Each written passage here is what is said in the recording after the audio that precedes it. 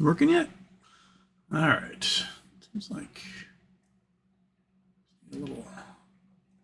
Oh, whoa, that's a lot. Is that good?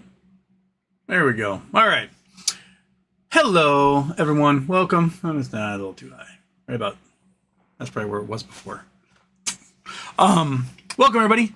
Using a problem. We're having lots of problems. Sorry, I had a phone call. Started late, and then Streamlabs wouldn't open, and I was this close to restarting the computer, but I didn't. So we made it. Yay! Got your Batman with us. Monkey's on the floor right there. And still need new magnets. Those haven't arrived yet. How's everyone doing? Looks like LK99 has been confirmed by at least 6 labs so far in papers and video. So superconductors are coming. And Don Sees Your Shaydim made an awesome post. Let's see if we can bring it up here on the old Reddit. Yeah, go to Reddit. That was the whole purpose. Yeah, click go. Go. Do it. You can do it. There we are. Okay. Now.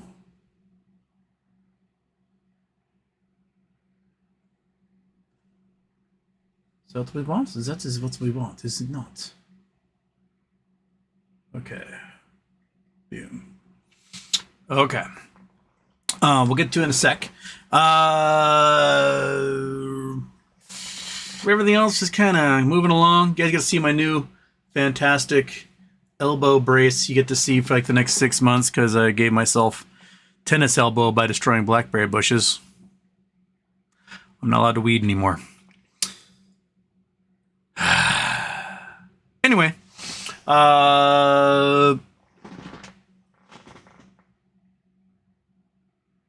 you have any news? Sounds like Bed Bath & Beyond is going to maintain shareholders. That's what the filings kind of look like to me. And there's a rule out there that requires restructuring to do that. If 50% of shareholders want that. So we'll see that happening. And I'm just going to do this.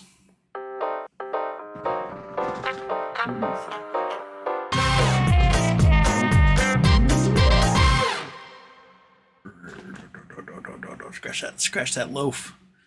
Okay. All right.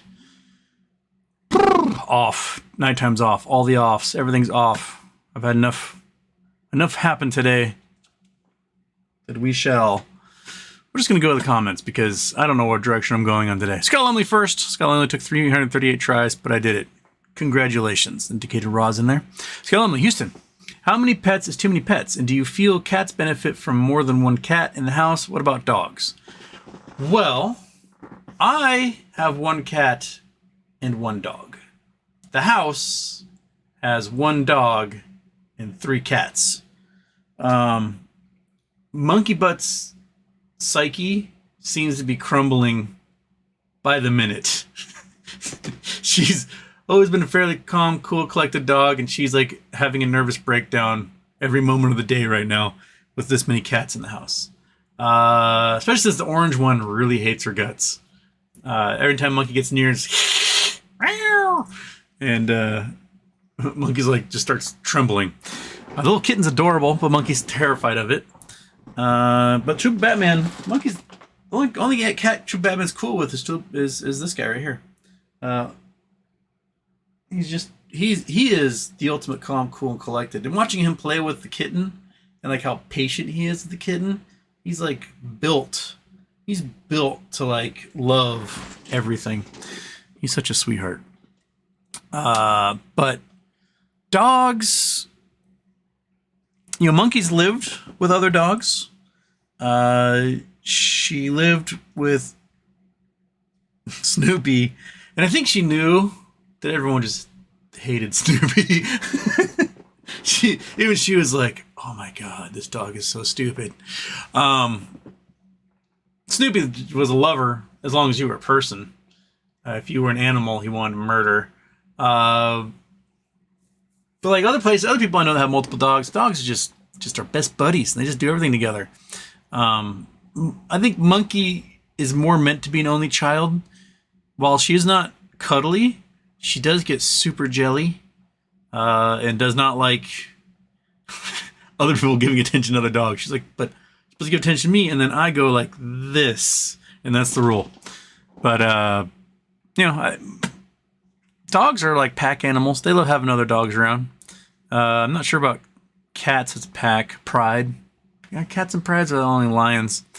But True Batman loves having a family. I think he was meant to be a dad. He's like just a good fat dad. Kid Raw, 338 per second, and it feels like first. Yippee! Happy birthday, Houston. Can you tell the quick story of Monkey Butt speaking English after meds? Thank you. It wasn't so much that he spoke English, it was more gibberish. So we had gone to a dog park. She was about a year old, 13 months old at the time. And her favorite thing in the world is to chase dogs and have dogs chase her, and they just zoom around. So she was chasing a greyhound, which is the only dog at the dog park's ever been faster than her, was a purebred greyhound. And she's having a great time. She's like, oh my gosh, this thing's actually faster than me. And they were doing the zoomies around the park. And the adults, the humans, we gather around a circle, and we chit-chat and talk story and whatever as the dogs are doing their thing. And there was this old cattle dog standing next to a guy, and when the greyhound ran by and the monkey ran past it, the cattle dog reached out and like bit her. She yelped, kept running, and I was like, hey, come here, dog. And then she had this wound like ripped open her that was, I don't know, quarter sized or so. And the owners apologized, picked up a dog, and ran away. Before long, that quarter-sized hole was like silver dollar size. Like, oh no, we gotta take her to the vet. So I got her in the car, took her to the vet. She's like completely unaware that like her side is just slowly opening up. She's just like stoked she got to chase a dog. And get her to the vet. The vet's like, oh, we'll have to do some local anesthetic, probably some staples. Take a couple weeks for it to heal. Just make sure she doesn't like chew on the area. Okay. So they do the thing. And then the vet comes back in. She's like, okay, they're finishing up with her. I want you to know the anesthetic we used in about 10 hours, she's going to start talking to you. And I was like, what? What do you mean talking to me? She's like, it's going to be weird. It's going to sound like a language, and she won't stop. It'll just go and go and go and go and go, and then she'll just fall asleep and it'll be over. And I was like, that's the weirdest, most specific side effect I've ever heard in my entire life. She's like, yeah, it's good. She's going to talk to you. Get her back. She's high out of her mind. I mean, her eyeballs are just wow, wow. And we get her in the car, and she's like, what the hell is happening? Oh my gosh. Get her home. She, at some point, she does no recognition of me or my roommate. And whenever she sees us, she's like, oh, and like slinks out of the room. Or we'll see on the couch. She jumps on the couch and sees us. She's like, ah, people, and like runs away. Goes on for hours. And finally, go to bed. It's like midnight, so I'm just going to go to bed. And go to bed, convince her to come on the bed, even though she has no idea who I am. She's still really high and weird. And we fall asleep. And then 2 a.m, I hear, and just 2 paws pressed on my chest. And I click on the light. Monkey butt standing over my head going, sounds like a high-pitched Charlie Brown's parents. And won't stop. She just talks and talks and talks and talks. And the weirdest, she's just speaking in tongues, man. And seriously, like a half an hour goes by, and she's like, goes back to bed, falls asleep, and that's it. I have no idea what it was they used on her. It's the weirdest, the weirdest side effect I've ever seen in my life. And apparently she speaks in tongues, but only when high out of her mind or coming down, one or the other. Yeah, so get staples for your dog. Maybe they'll talk to you at exactly 10 hours after they got injected with whatever it was. Okay. Scott Lumley, Houston. Do you think there is any chance that GME could start their own exchange based off the crypto marketplace? And would it be impossible to naked short on blockchain? It would be impossible to naked short on blockchain. Now, we've talked about them building a marketplace for blockchain stocks. If at the moment, I don't know if they would do it because of the SEC findings with Coinbase at the moment. that they've got a wallet and an exchange, and GME has a wallet and an exchange. So there may be lawyers right now kind of looking at how this stuff plays out before they make any decisions on something as drastic as that. But if all of a sudden they're selling stocks, they're a financial institution, you're not allowed to short them anymore, right? So, or naked short them, I mean. I'm personally balls out. I say do it all and let the cards fall where they may, and screw up the status quo while you can. Jason Blackwell, Houston. What do Belgian waffles and baseball have in common? Success is up to the batter. Jason Blackwell, Houston. I understand the definition of a subscription rights, but what is it in the real world? A quarterly payment, or is it more like a corporate beanie baby in regards to NextBridge? Closer to a corporate beanie baby.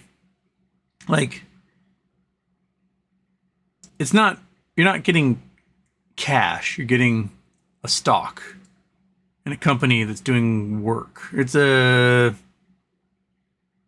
getting cash in a subcontractor owned by you. Or sorry, getting stock in a subcontractor owned by you. So they've got NextBridge, owns all the oil fields. They've got Newco, which is doing all the work on the oil fields, owned by NextBridge. So you got two companies, all part of the same conglomerate. And my guess is that the plan is have Newco develop the land, become a oil services company that can then develop other fields for people. You're not just making money off of your oil field, but you're making money off of other people's oil fields after that. So that seems to be what they're going for. Philip Clayton, Houston. Hey, Houston. Shorts must be really effed in the B regarding GME by keeping the price constant for so long. Seems to me they're just trying to survive one more day, but we're inevitable. Yes. The stock prices go woo, woo, woo, woo, woo, woo for a year and a half, and all of a sudden it goes, and it's just flat. The last real spike we had was when GME posted Q4 profits. They've exceeded expectations, and it has not really had much of a pop since then. I mean, we got up to like 24 and then back down to 22, and it's really just flat. Right, monkey butt? Right, buddy? Yeah. Hi, bud. Good dog. Dog Mom, Houston. My family and friends want to rent an Airbnb or large house in a nice area on the Big Island next May for a week to see the sights and relax. Are you available to be our tour guide? Sure. Why not? You fly me out to Hawaii for a week, and feed me. I will tour guide the heck out of you guys. Take you everywhere. You want to go visit cool canyons? I'll do it. You want to see the top of the mountain? I'll take you there. Want to go to the cool beaches? I know them all. Poke a volcano? Boop. Teach you how to do that. So, gladly. I'll gladly be. Anyone wants me to be a tour guide on the Big Island, send me. I'll go. I'll be your tour guide. Can you tell me what the best areas of the island to stay in? Well, it depends on what you want. So if we go Google Earthen, wink. Come on, move over there. There you go. Yes, that's the monitor you're supposed to be in. Okay, we'll leave these islands. We will fly across the world. I'm going to turn that off. Okay. So Big Island. Hello, Big Island. Where? So your two main regions, you've got the wet side and you've got the dry side. Now the dry side does have its own little jungle and forest here because it's technically a Mediterranean climate where it bakes in the sun all day. The minute the sun goes down, the land starts to radiate away heat and onshore wind can come in, so you get evening showers all along here to replace that air that's rising. Kailua Kona itself is this little town here. The beach is not very good. There's like a little bit of sand there. There's Safeways and shopping centers and Costco's and like the main little part of the town is kind of along here. When my parents came for my graduation, they rented condos in this building. They're lovely. Got pool and all that stuff, but big rocks. The better places to stay, I think, are either up on the hill, where you got a great view of everything, and the temperature at night is really pleasant and easy to sleep, or you go north of Kona into Kohala, which is this area, South Kohala, North Kohala. I like Waikoloa. I love the Hilton Waikoloa. It's like a little water park Disneyland. Got some slides and pools and all sorts of stuff. Expensive as heck. But there are vacation rentals all through here, and they're fancy resort style, and they're probably super expensive. You can go a little bit south to like Kuhio Bay, Kukio, Puako. Oh, there's Puako there, and there's lots of like little houses and things that are vacation rentals through here, and out this way. The Puako Bay. These houses are really cool. These are just really neat houses. A lot of them date to the 50s and 60s. There's a lot of vacation rentals in here. They don't really have the super nice. They got a couple little beaches you can see here, and some great snorkeling. Absolutely fantastic snorkeling. But like the really really nice sandy beaches are Hapuna, Mauna Kea Beach, and down here, where's the one by the airport? Keikaha.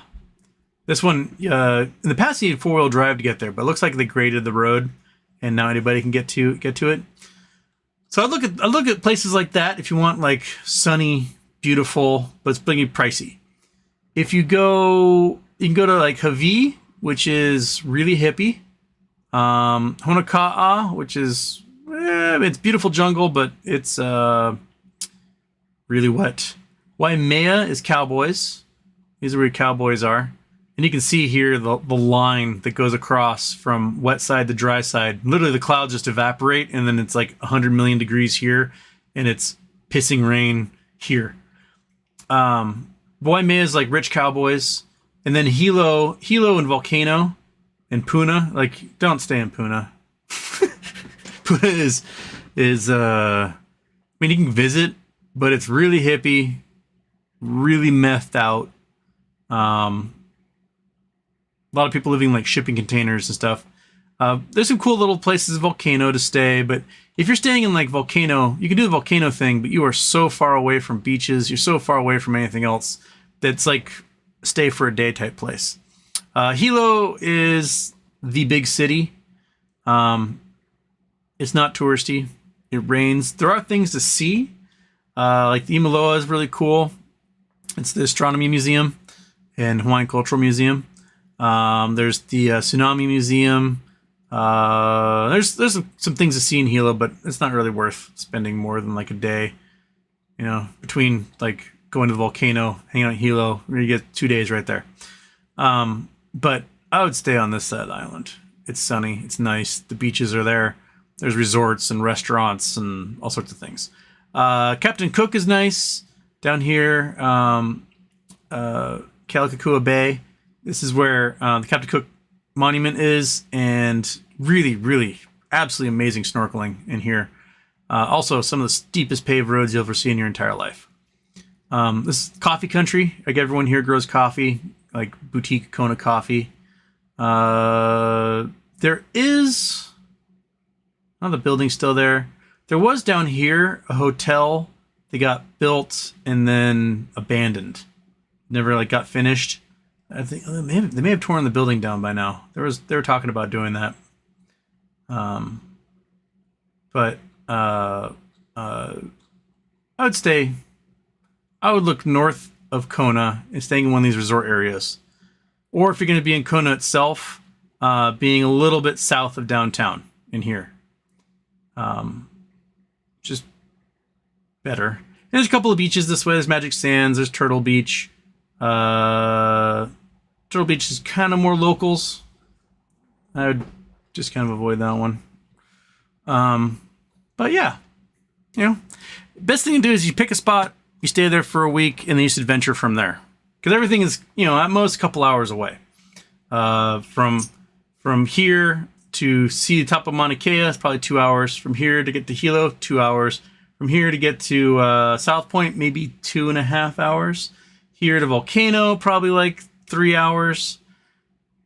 So you'll be doing lots of driving in your rental car, that's for sure. And if you want to go up to top of Mauna Kea, make sure you have a 4-wheel drive rental car, because you're not allowed to go up there with a 2-wheel drive. You can get to the Onizuka Center here, where the astronomers hotel is, and you can do like star tours and stuff at night. But it's best on like a Saturday. You head up there. There'll be a tour guide. Free tour guide, and you just follow them up, and they'll give you a tour of one of the telescopes, and then you can hike around and go to all the different little craters and Lake Waiau and see some cultural sites, and then see the sunset. Then drive down, go to Onizuka Center for International Astronomy, the MKSS, the Mauna Kea Visitor Center, and get a star tour, see a video, look through telescopes, do that stuff. It's really neat. And wear warm clothes. People are always like when I originally packed to move to Hawaii, my mom was like, "Why are you packing all of your snow gear?" I'm like, "Because I'll be on top of a 14,000-foot mountain like 3 times a week. It's cold. It's really, really cold." And there's so many people that come up in flip-flops and a t-shirt and then find themselves like wrapping their legs in towels and stuff because it's cold. Once you get to altitude, it's so cold. So definitely like bring winter clothes if you're gonna do a trip up to Mauna Kea. So there's a quick rundown. Boom. Andrew Stewart, Houston. Other than Washington, what is the first and last state you would live in? Mine is Montana and Alabama.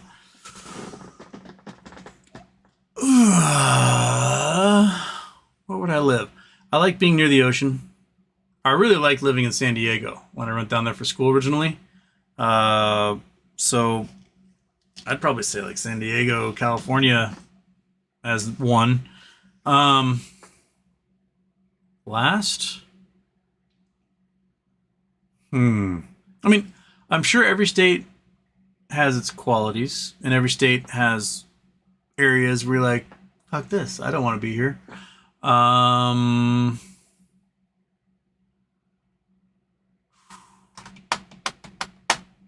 West Virginia?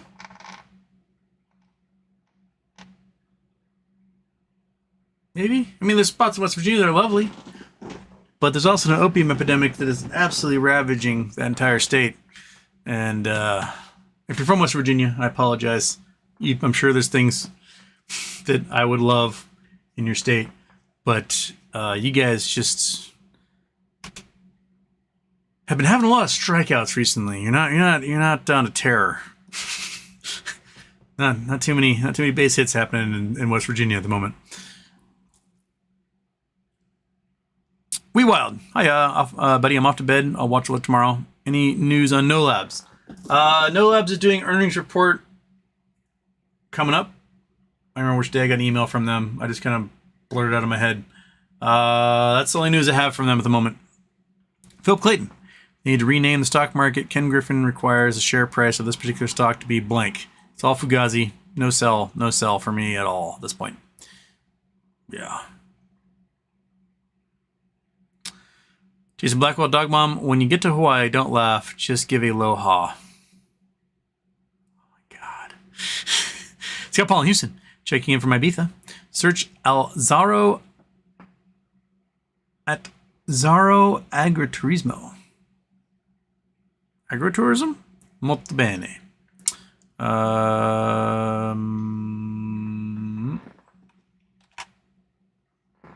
Ibiza. Let's fly right across the world again. Go. There we go. Right back where we were. Splat. Agriturismo at Zaro Ibiza. So it's a tourism, agro-tourism, with a really big pond and a pool And can we see anything here? You can see the outside. Well, it looks like a fancy estate, that's for sure. That's Zaro Agroturismo. Do we have any photographs in here at all? Let's see here. Gallery. Bing. No, no photographs. Interesting. Looks cool though. We can go there. Agroturismo. Ibiza. Okay. I turn off Google Earth. I turn on Chrome. Click on you. Bam. Done. Agroturismo at Zorro, Ibiza. Luxury hotel. Hotel is the best rural luxury hotel in Ibiza, offering an authentic and unique island experience.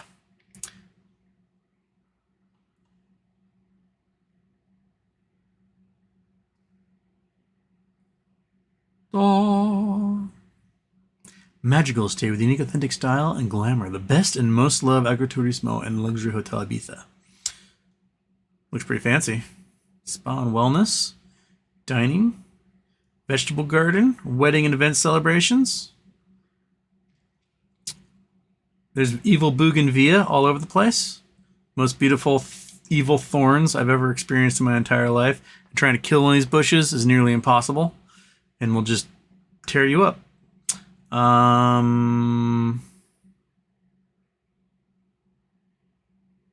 Looks like a very fancy. Are you staying there? Looks very fancy.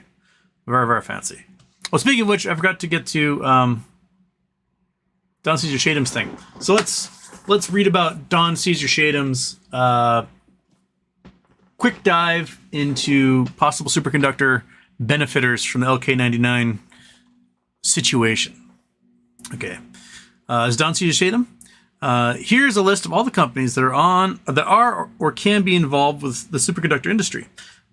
A hypothetical supply chain. I simply pulled these names out of about 20 recent articles about the economics of superconductors. Many of these you can buy with an American broker. Many of those are names that ran up in Korea, Japan, and China when LK99 was announced. This is a very preliminary list, and I'm sure there are 50 other names that should be on this list. If we get positive news about LK99, there's a higher likelihood that some of these will rally. This is not financial advice. The ones listed at the beginning seem to be the most promising, though. Most of the companies working with superconductors directly are private. I've listed a few of them. Bruker Energy Corp's Supercon Technologies, BRKR, is the world's largest superconducting wire manufacturer. BEST is a subsidiary of Bruker Corporation and is a leader in the development and industrial manufacturing of advanced superconducting materials and superconducting devices for alternative energy, smart grid, healthcare, and big science applications. December 2022, Bruker Corporation and RI Research Instruments GmbH received multi-year contracts to supply key technology components for major fusion projects in Europe and Asia, together valued at approximately $50 million. Furukawa Electric, OTC Pink Fue. The infrastructure segment comprises optical fiber cables, optical components, optical semiconductor devices, metal communication cables, and others.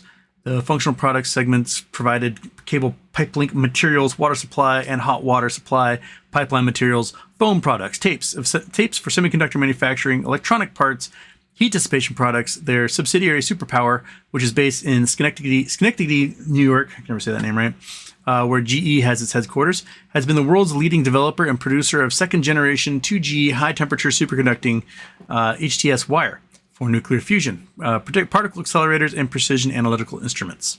I do wonder how many of these companies that have like current contracts are going to have to just flip on those contracts because the tech would already be like out of date. I'm very curious about that. Fujikara, FKERF, the Energy and Information and Communication Company segment is engaged in the provision of power cables, communication cables, aluminum wires, coated wires, optical fibers, optical cables, communication, optical components, optical equipment, and network equipment, as well as the construction work. American Superconductor, AMSC. Though the name is appealing, making superconductors is not their primary business. They make and sell wires and other components that reduce the loss of energy in the generation and transmission of electricity. The company sells solutions and products in the wind and solar and defense energy markets, and the Navy is their biggest client. Japan Superconductor Technology Group of Kobe Steel Limited, KBSTF, is a company headquartered in Japan and manufactures, distributes, and installs high-resolution NMR magnets for MRIs, magnets for industry and research, and other parts, components, and accessories. Sumitomo Electric, SMTOF, probably the most reliable superconducting wire and magnetic coil manufacturers. Tokyo Electric Power Company, maker of superconducting cables. TEPCO's laboratories are researching high-temperature industrial ceramics, superconductivity, and artificial intelligence for computers. Siemens Healthineers signed a partnership agreement with ASG Superconductors to synergistically develop UHF MRI systems of unprecedented dependability for groundbreaking brain research. Oxford Instruments produces the integrated cryo-free superconducting magnet system. Oh, you know what I forgot to do? I forgot to post the link to this thing. One sec. Post a link. You guys can read along. Control V. Bam. Produces integrated cryo-free superconducting magnet system with high magnetic fields and low temperatures for Hall effect and quantum Hall effect measurements. In March, signed a licensing and sponsored research agreement to explore magnetic technology based on a bismuth-based superconductor, BI2212, along with National Mag Labs Applied Superconductivity Center. Excellent investor presentation. Boom. SCI, Engineered Materials. OCT, SCIA. Makes superconductor components, manufactures complex ceramic, metal, and alloy products for the thin film battery, photovoltaic, media storage, flat panel display, semiconductor, electronic, and photonic industries, manufactures ruthenium and TCO. Western Superconducting.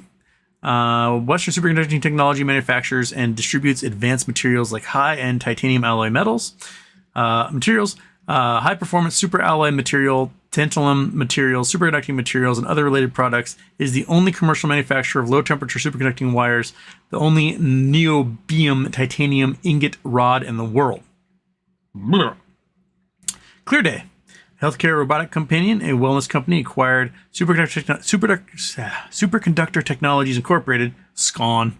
Superconductor Technologies is utilizing its technologies in high-temperature superconductor materials and cryogenics to develop in the electrical grid and in equipment platforms that utilize electrical circuits. In 2021, ClearDay completed a merger and related transactions with Allied Integral United Incorporated and changed its name to ClearDay. The business of the acquired company is continued by ClearDay as the business-related cryogenic cooler technologies. As of March 2023, ClearDay is expected to IPO through reverse merger with a SPAC, Vivion Health Acquisition Company, VHAC. Metox Technologies. Based in Houston, Texas, Metox is a manufacturer of high-temperature superconducting wire using an enhanced and patented manufacturing process to produce and sell large quantities of HTS at prices supporting the widespread use of advanced material. Funding from Fort Capital and Software Partners, an investor in the Series A, highlighted the potential for Metox's HTS manufacturing technology to contribute to compact fusion systems. Sapphire Partners also invests in Commonwealth Fusion Systems. A lot of these guys looking at fusion because it's the future, baby. Agilent Technologies Incorporated makes superconducting magnet systems intended primarily for research studies and the clinical biological applications of NMR. LS Cable Systems Limited. As of August 4th, this company aspires to tap into the hype. As a headline reads, LS Cable and System pumping up efforts to commercialize superconducting cables. Hitachi, BAM, develops magnets for MRIs. GE, in addition to MRI tech, GE produces superconducting generators and magnets for wind power generation. Dexon Technology, unsure manufacturer of magnetism diboride superconducting wire. Coromandel International, New York Stock Exchange. NSC, that's New York Stock Exchange. Coromandel. According to just one source so far, this company will indirectly benefit from superconducting technology development. I gather then journalists are just grabbing random fertilizer companies to fatten out their lists. Well, phosphates. You need phosphates to make this stuff. So fertilizer companies produce phosphates. Zhongfu Industrial ran up on initial discovery, assumed to become directly or indirectly benefited by LK99. Bailey Electric ran up an initial discovery, assumed to be directly or indirectly benefited. Dongfeng Tantalum Industry ran up initial discovery, assumed to become directly or indirectly benefited. Yongding Shares ran up on initial discovery. Joel on June 30th acquired a 14.9% stake in Japan superconductor technology. Mainly engaged in the manufacture, sale, maintenance, development, research of scientific instruments, semiconductor-related equipment, industrial and medical equipment, and related products and parts. Analytical instruments include nuclear magnetic resonance equipment, electron spin resonance equipment, and others. Taj Quantum. On July 30th, this American company announced they developed a Type 2 superconductor that can work above room temperature and has applied for a patent. This company's focus was quantum encryption for blockchain not too long ago. Interesting. BASF, big old tech company. Showa Cable Systems and BASF completed the world's first demonstration test of a triaxial superconducting cable system installed in the commercial chemical plant's grid at BASF Japan's Totsuka site. It's partnered with SEEQC, a quantum computing company that manufactures its digital SFQ chips, the company's multi-layer superconductive chip foundry, and millikelvin testing center in Elmsford, New York. Toho Zinc, specifically for superconductors. Leading Edge Materials. The company primarily explores for graphite, lithium, nickel, cobalt, and rare earth elements. It holds 100% interest in the Woxna graphite project that includes 4 concessions consisting of Kringelgruven, Matsmira, Gropabo, and Mansberg, located in Galvoberg County, central Sweden. Southern Copper, engaged producing copper, molybdenum, silver, zinc. Jinhui Mining, the company main products include zinc concentrate, lead concentrate, and silver in lead concentrate. Sumitomo Mining mines copper, zinc, neodymium for magnets. America's MP Materials and Sumitomo have forged a rare earth supply agreement, which they say will diversify and strengthen rare earth supplies in Japan. Glencore also mines zinc. Tech Resources. Lead comes from zinc, which comes from Tech Resources, Canada-based mining company that operates in copper, zinc, steelmaking, coal, energy. Red Dog Mine in Alaska, the second largest producer of zinc on Earth, is also a globally significant source of germanium. Tech is the largest germanium producer in North America, also mines niobium, a rare superconductor metal. Nexans, copper optical fiber infrastructure, as well as connectivity solutions for transoceanic cables, urban fiber, optic network, specifically makes superconducting cables. Goodness gracious, Don, you have so many here. Mobis. Development and supply of ultra-precision control systems and equipment. The company is engaged in the manufacture and sale of low-level radio frequency controllers and other products. In addition, the company is engaged in the manufacture and sale of accelerator-related equipment and control systems. Tianjin Benefo Taijing Electric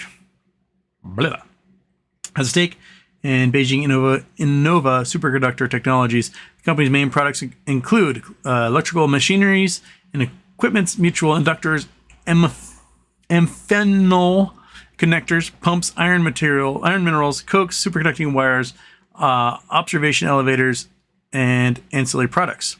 Jingsu Etern, research, development, manufacture, and sales of fiber optic cables and communication cables. Overseas power engineering, procurement, construction segment is principally engaged in overseas power EPC business. Henan Zhongfu, manufacture and distribution of electrolytic aluminum and aluminum products. Shinsung Delta Technologies, ownership stake in venture capital firm that has invested in Quantum Research Institute.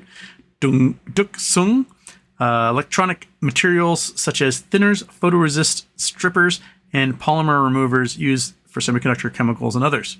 Sunnam manufactures and sells high-temperature superconducting wire for power cables, current timers, fusion reactors, motors, and generators, as well as superconducting magnets used for high-temperature superconducting wires. Thiva, provider of high-temperature superconductor coating intended to use in electronics, sensors, and medical technology sectors. In comparison to copper, Thiva's superconductor tape transports more than 200 times the amount of current through the same cross-section with practically no power loss. Boom. Yeah. So, go through that sucker and check it all out. daunted hell of an aggregation of companies that could benefit from this. I do wonder also if some of those companies, if they don't turn hard, like going from their high temperature and super low temperature superconductors into focusing on room temperature, if they might get left behind as well. So keep that in mind. Just see, like, they may have current contracts to work for, do projects for CERN and stuff, but will CERN cancel those contracts in favor of a room temperature superconductor? Doesn't require huge power generation just to maintain the superconductivity of the material they need. Right, Fatty? Yeah. So keep your eyes on those.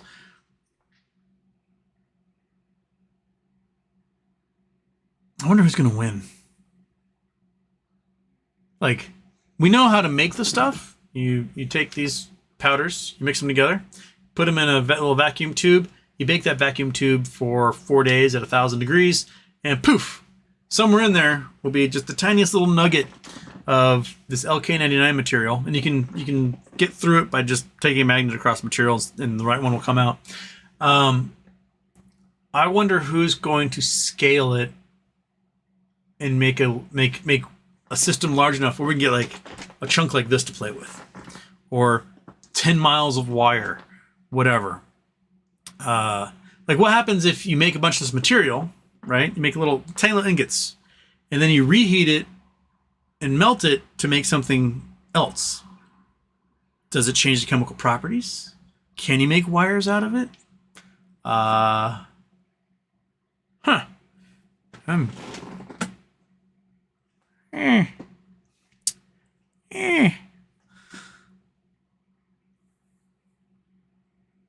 First name, last name, Houston. What's up, bro? The opposite of down. First name, last name, Houston. If you could live in any decade in history, which one would it be and why? Question.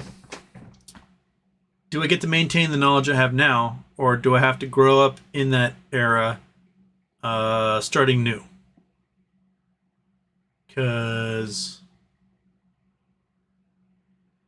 if I can maintain the information I have, I can live anywhere and I'll become a god.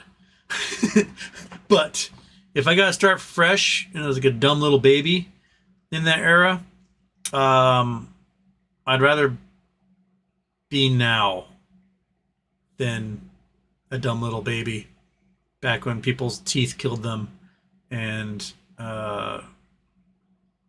they would like inject mercury into their penises and stuff. So we're gonna go way back in time. I think I'd rather be on a Pacific island as a Polynesian during that era because life is great. But yeah, I've explained before, like my biggest unfounded impractical fear is I'm in a Yankee and King Arthur's court situation where I find myself all of a sudden back in time in the Middle Ages where everyone has like plague and their teeth are falling out of their head, and I will have to become the inventor of toothpaste. So I know where all the fluorine deposits are. I know where the chalk is. I will invent toothpaste and save humanity's teeth because, quite frankly, the thing that grosses me out the most about period movies is watching two people kiss, knowing full well that that stanky ass knight and that gross princess just had rat mouth. And I would, no, could never go rat hole with someone in that era. Brr. Never had like syphilis and plague and leprosy and just, I will invent penicillin. I will invent toothpaste. I'll show them that they can bathe and wash their hands. I'll invent a hot water heater. I don't care.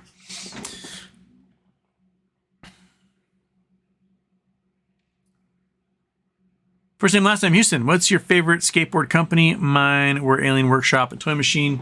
I like Skulls. Pal Peralta?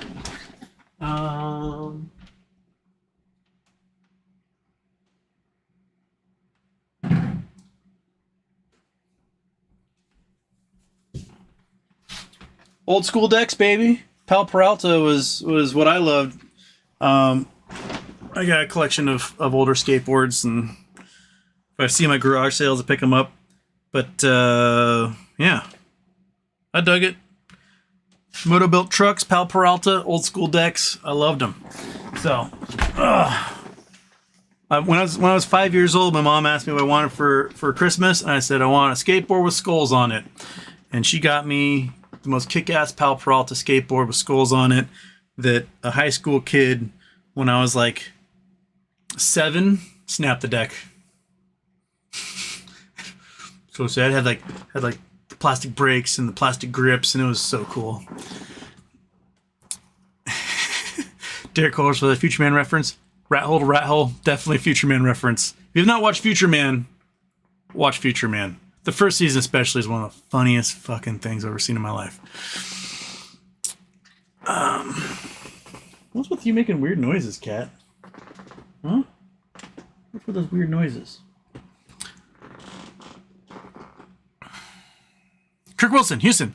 Please explain seasons in comparison to the rotation around the sun. January, we're close to the sun, yet we're cold. Brazil experienced winter while we're in summer. I put an equator on the sky, didn't I? Yeah. So the Earth is tilted at 23.5 degrees. Now, there are times when the northern hemisphere gets more direct sunlight from the sun, and there are times when the southern hemisphere gets more direct light from the sun. You're getting more direct sunlight from the sun, that's your summer. If you're getting less direct sunlight, that's your winter. So in this case, summer for the southern hemisphere, winter for the northern hemisphere. In this case, summer for the northern hemisphere, winter for the southern hemisphere. And in this case, you have spring or fall. And over here, spring or fall. When the direct sunlight comes down on the equator, that's your spring or fall equinox. Distance from the sun really does not make that much difference as to how much energy our atmosphere takes on. Direct sunlight is more important because imagine like it's a good piece of paper here. Got an envelope. Okay. So say my light here that's coming from the camera is direct sunlight. You're getting more energy per square inch on this thing than say if you were at an angle. And if you're at an angle, you're not getting direct sunlight. You're getting less energy per square inch, and you're going to be absorbing less as a result. So it'll be wintertime here, summertime there. And that's the big difference.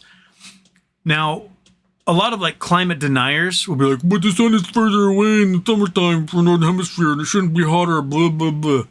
Doesn't matter. Heat in our atmosphere is almost entirely dependent upon greenhouse gases. So if you eliminate greenhouse gases, you eliminate methane, water vapor, and CO2.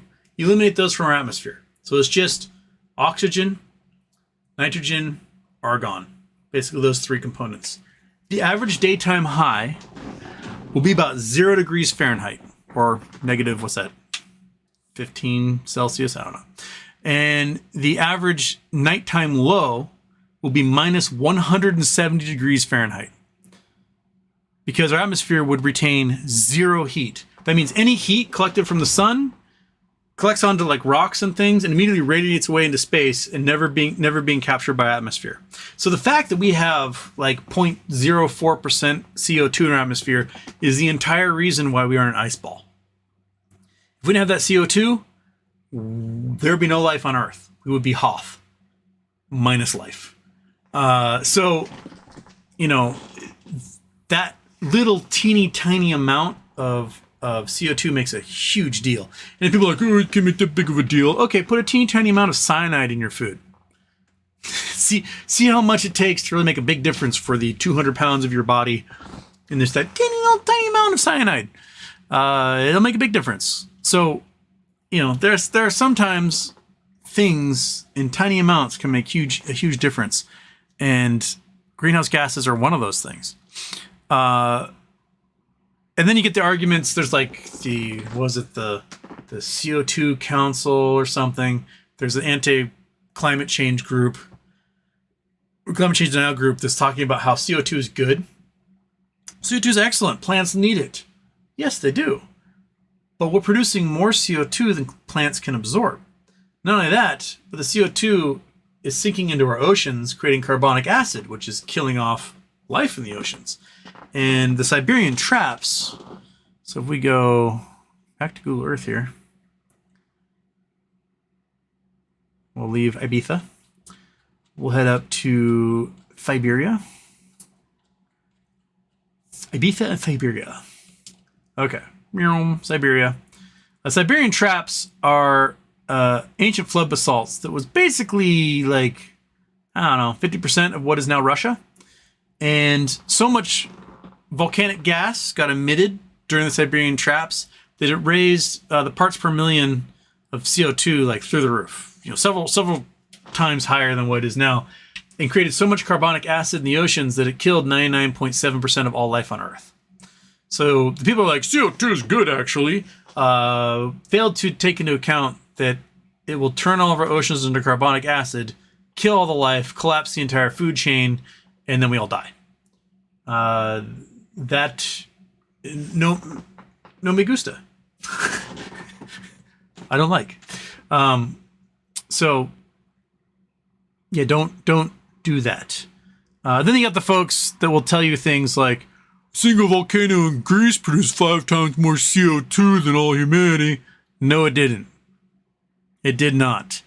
All volcanic activity on Earth, you can take every volcano and every single thing that's the outgases from every volcano on Earth over a year's time.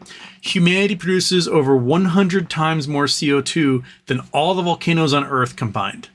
So, no, maybe a brief moment when it produced more CO2 than humanity did at that moment. But over the long haul course of a year, humanity produces 100 times more CO2 than all the volcanoes on Earth. And at this point, there was a natural carbon cycle.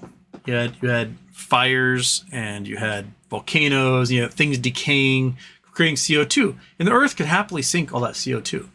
But now, humanity produces 6% more CO2 than the Earth has the capacity to sink, which is why when we look at the charts of CO2 in the atmosphere, it keeps going up.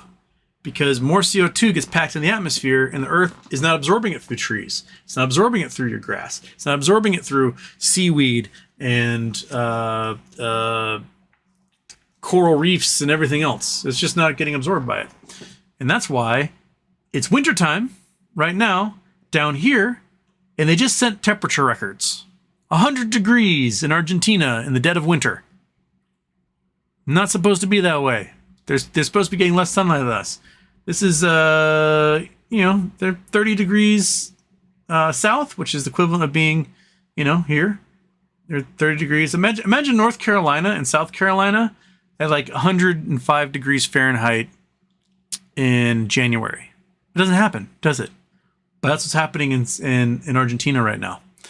They're setting temperature records in the dead of winter, and we've got things like heat domes in the ocean, where the Pacific Ocean off of the coast of Oregon, California, and Washington is like 5 degrees Celsius higher than it's ever been. These things are weird. The entire Atlantic Ocean is cooking, except for this weird spot off of Greenland. It's really, really cold off of Greenland. We talked about this before. Why would it be really cold off of Greenland? Because all the ice is melting, and all this really cold fresh water is spilling into the oceans, and that cold fresh water is now sitting above what should be the Gulf Stream current, and in the whole entire Atlantic cycle is shutting down. Because the Gulf Stream is getting buried under this cold fresh water, which means this winter could be really gnarly for this region here. Not only that, but get down here. It's the dead of winter. Antarctica has not seen the sun in 3 months. 4 months. But the sea ice around it, when it should be growing because it's the dead of winter, is shrinking. Why? Because the ocean water is so warm, it has nowhere to go except to melt that ice. That's the only way the ice can be melting, is because the ocean water is so warm that it's got to melt everything. And they're having weird stuff like the summer solstice, which is the winter solstice down here. They had temperatures above freezing. It's pitch black. The sun hasn't been out in 3 months. And temperature is above freezing. In the coldest place on Earth. Weird stuff is happening. Absolutely weird. So anyway, there. Stonk Cobain, not a fan of Hindenburg research, but they might have gotten it right on IEP thoughts. Not forgetting Carl short on GME, not sure why there's so much support for him. Well, support for him is in the possibility that they're doing something totally weird with Bed Bath & Beyond. Outside of that, I did ask the question and no one answered me on our Reddit. Is it possible that the losses taken by IEP this last quarter are related to write-offs they're doing on the debt restructuring for Bed Bath & Beyond, right? Because they got to do write-offs to take a huge tax benefit in the billions, and so would that be a reason why, or would that be too soon for them to have written that off? Would they not be able to put that as a write-off yet for that quarter? It would be this quarter, the following quarter they would do that. That's the question I asked, and no one answered or bothered to, I think, even read what I wrote. But could it be possible that the losses of IEP are the write-offs they're doing for those bond holdings, the collateralized bond holdings for Bed Bath & Beyond? Because they got to get those net operating losses up there, write it all off, get a giant $1.5 billion stock or $1.5 billion tax break, and they get all that money back. So I don't know.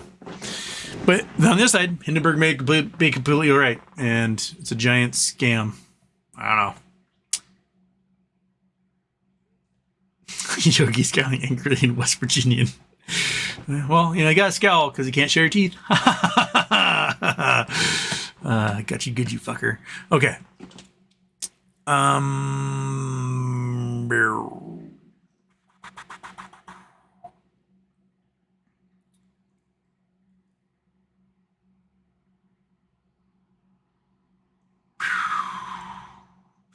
Mick Batista, Houston. What's going on, BBBYQ? Thanks in advance. Sounds like there's going to be a shareholder vote of some kind where everyone will have to have the vote in by September 1st to be counted towards some hearing on the 11th or 12th of September. Personally, from things I've read, signs are pointing to a merger acquisition as part of the restructuring. There's been a lot of NDAs, a lot of stuff that's been redacted by the courts. The recent one that was filed back in May and approved now was a whole filing. It was 1848, filing 1848. Is that what it was? It was all about merger acquisition and bondholders being like, yeah, we'll take the company on. So that seems to be, I'm using a sweatshirt as an extra pad on the elbow for the hurting elbow I've got. Seems to be where we're sitting right now. So I'm not sure how much more info we'll see, but sit and wait. That's what we're doing.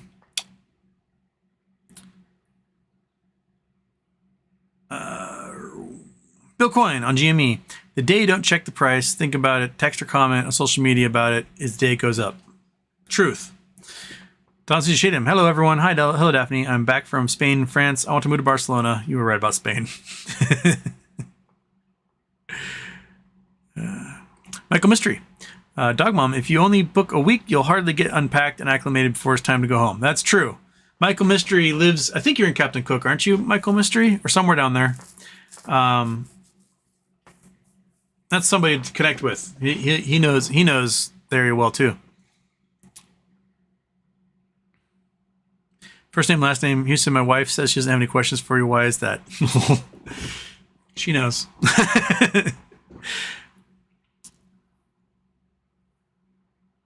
Okay. Martin Weiss, my coordinates keep getting eaten by Google. For some reason, I think Peachy Sunday is like the only person who can post coordinates anymore. I don't know why nobody else is allowed to. It's the weirdest thing. Hey, look at that. I'm an hour and 20 minutes behind. Houston, who is your favorite Mortal Kombat character and why is it Dark Brandon? Saw a post on Reddit that did in real life people as characters and Biden was hilarious. I would pay to have myself digitally inserted into video games. It's like play my character. I remember in playing baseball in college, there was like PlayStation 2 came out with NCAA baseball. They had like the ping and everything from the metal bats. And at the time I was playing Lewis and Clark and they only had D1 baseball. And we were like, oh man, they really should expand it to like every college baseball team in the country because it'd be so much fun to like play myself and see what they did stats wise for me and how like what my superpowers would be. I don't know. Then again, also I think it's hokey if like you play a video game and you can like make your character look like yourself. Well, that doesn't. If you actually were playing you in the video game and someone else made it, that's neat. But if like you make it yourself, that seems weird and narcissistic and I don't know. It's weird.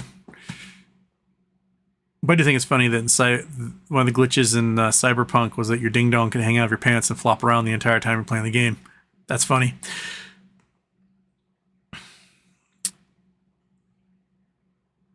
Martin Weiss, whatever happened to Chinese market crash after Evergrande?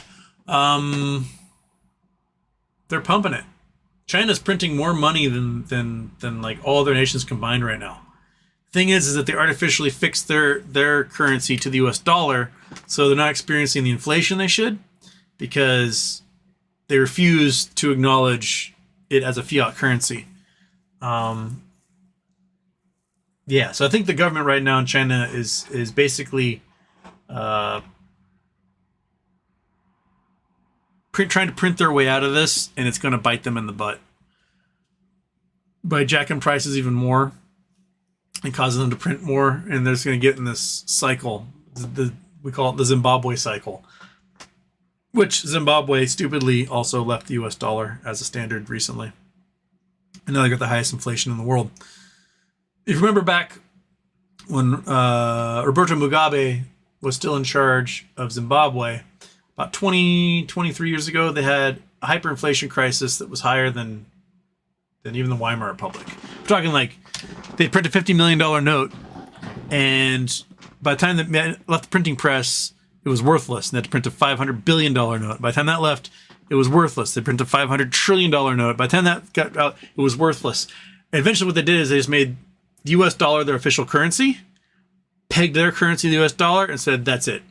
And then went that way for quite a while. But Zimbabwe has like so much unemployment. It's like 95% unemployment. It's insane. And they destroyed their entire farming sector. They're being absolutely manhandled by Chinese debt in the Belt and Road program when they joined. So they're basically anything they make is getting smuggled out to black markets or going to China. And they depegged their currency again. And now they're printing and printing and printing. It's like they didn't learn any lessons from 20 years ago. So I don't know where I'm going with this. But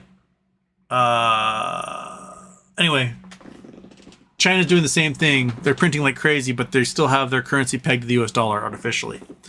So I don't know how long that lasts.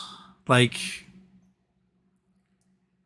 Venezuela tried pegging their currency, and everyone's like, "This is worthless. I don't want it. I want US dollars." And so they didn't, because I think Venezuela didn't have the economy to back up their pegging, and people desperately were like on the black markets for consumer goods and using only US dollars to do it. So I don't know the difference between Venezuela and Zimbabwe in that case, like why one was able to peg and the other wasn't. But maybe it has to do with availability of international trade. I don't know. But China's still has a giant economy and a huge military to back up their currency. So yeah, they're going to have to make Chinese yuan tradable around the globe. They're just going to have to open it up. Otherwise, they're not going to be able to be this global power they want to be because they really limit the ability to trade that currency. There's like 25 half thoughts in there for your question. But, yeah. Jason Blackwell, Daphne, what do you call a Spaniard with a lowrider? Carlos. Martin Weiss, how come that Russian airplanes are still in the air and they're even doing other moon missions? Sanctions not working?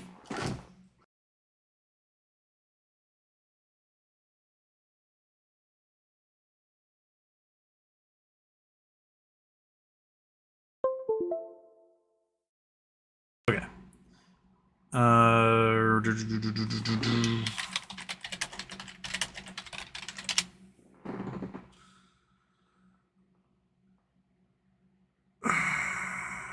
Russia to launch first moon landers in 1976 race with Indian spacecraft. Okay, so Russia's not doing it. India is.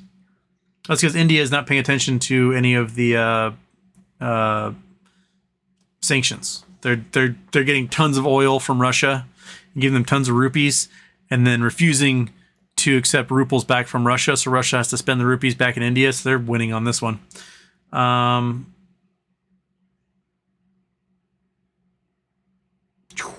Russia to launch first moon lander since 1976 in race with Indian spacecraft. Russia seek ice near South Pole of the moon. Indian spacecraft already en route to pole. Water could support humans on the moon in the future. Villagers to be moved due to small risk of falling boosters. Russia will launch August 7th. Russia will launch its first lunar landing spacecraft in 47 years on Friday in a race with India to the South Pole of the moon. Oh, they're in a race with India. The South Pole. Potential source of water support future human presence there. The launch for the Vostokny Cosmodrome away out in Siberia will take place 4 weeks after India set up its Chandrayaan-3 lunar lander to touchdown at the pole on August 23rd. Rough terrain makes landing there difficult, but the South Pole is a prized destination because scientists believe it may hold significant quantities of ice. It could be used to extract fuel, oxygen, as well as for drinking water. Okay, so the way they sound is that they're in a race with Indian spacecraft, not that they're launching with the Indian spacecraft. I get it. I totally read that headline wrong. Mark Trevelyan and Lydia Kelly, you guys need better headlines. Yeah, I mean, they got the rockets. They probably budgeted for this 20 years ago. So that's why it's going. But yeah, there aren't too many Russian planes flying right now. They're kind of cannibalizing a lot of them because they need a lot of Western parts for them. And those Western countries are definitely making it hard for them to get that stuff. But there's a black market going through Kazakhstan, going through Georgia, Azerbaijan. These countries buy Western components and then sell them at a premium back to the Russians to skirt those rules. So, see where it goes.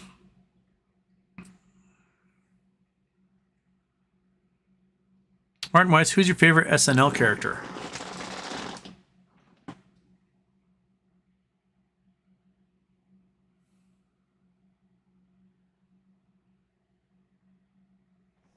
Favorite SNL character? I really like Christopher Walken's The Continental. Daryl Hannah's... No, not Daryl Hannah. Daryl, what's his name? Is Sean Connery is always hilarious. Chris Kattan did A Math Teacher No One Can Understand. Chris Kattan is from Bainbridge. He was class of 1990 out of my high school. And he did a character that was based on a teacher he's teaching named Mr. Quistorf. Mr. Quistorf was a mathematical genius who spoke gibberish. He could not understand a word out of his mouth. He wrote so poorly on the board he couldn't read what he was writing. So he'd be like, put on the big heads mouth, read your mouth, yeah. And you're like, I don't know what you're saying. He taught my 0 period calculus BC course that I took because I basically ran out of math in high school, and he invented a math class he came out of retirement just to teach math. It was me, his son, and like 2 other people who were math people, and we took this advanced calculus class from him. And the guy's brilliant, he just doesn't make any sense. And Chris Kattan, I don't know if it was funny for you people, but for Bainbridge people, it was hilarious because we all took classes from Mr. Quistorf, and that's exactly what he was like. Just gibberish. And everyone in the class would be like, what? I enjoyed that one. I'll ponder on others. That's what came to my head right now.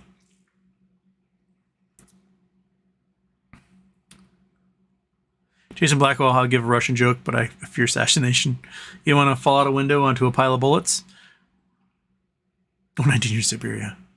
All right. Hey, I finally got to the point where I said I was going to be late for the show. So this is the point in the show where I acknowledge I will not be able to get to all of your questions. There is no way. I am an hour and 23 minutes behind in the chat.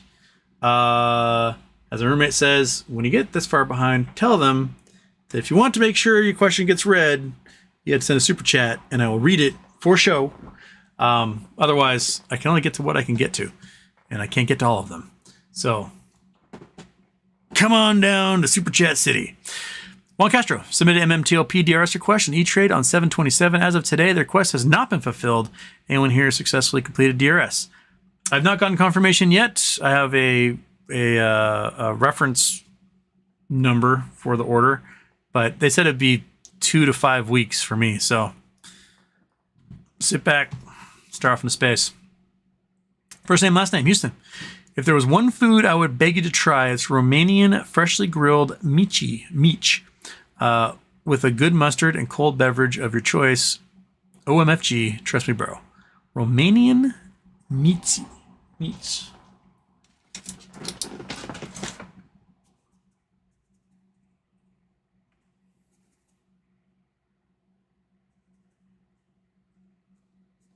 I don't even know what that is. I don't know where there'd be a Romanian restaurant around here, but if I get a chance, sure. Martin Weiss, pretend we live in a parallel timeline where your brother works as a carolinier. Quick, give us an update on Acme. Nice try.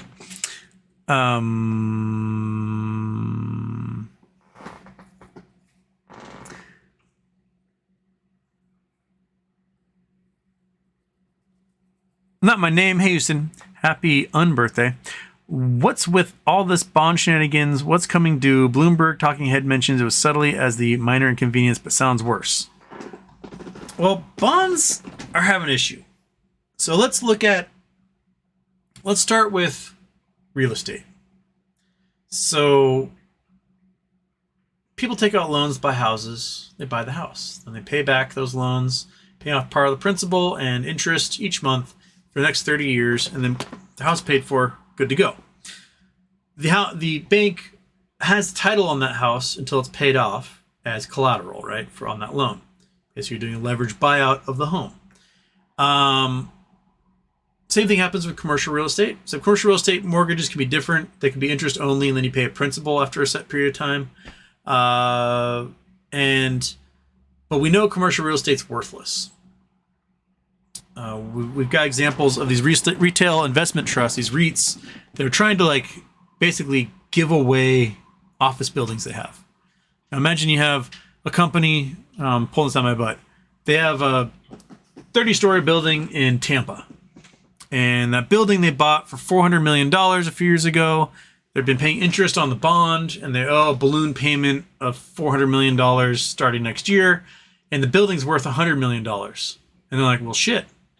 I've got 20 to 40% vacancy in this building. I'm not making money off of it. I don't want it. So they go to the bank and say, hey, bank, we're going to stop paying. Take the building. Do with it what you will. We're cutting our losses. The bank goes, no. I don't want the building.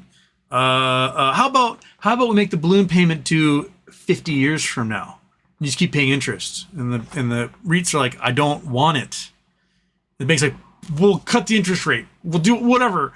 And the REITs are like, I don't want the building. I don't want it anymore. I want to just get rid of it. I want it off my portfolio because it's bringing everything else down. The bank's like, what do you think I feel? If I take the building, I don't want it on my portfolio. I don't want to put it up for sale. I'll have to deal with that because no one wants to buy it right now because no one wants commercial real estate.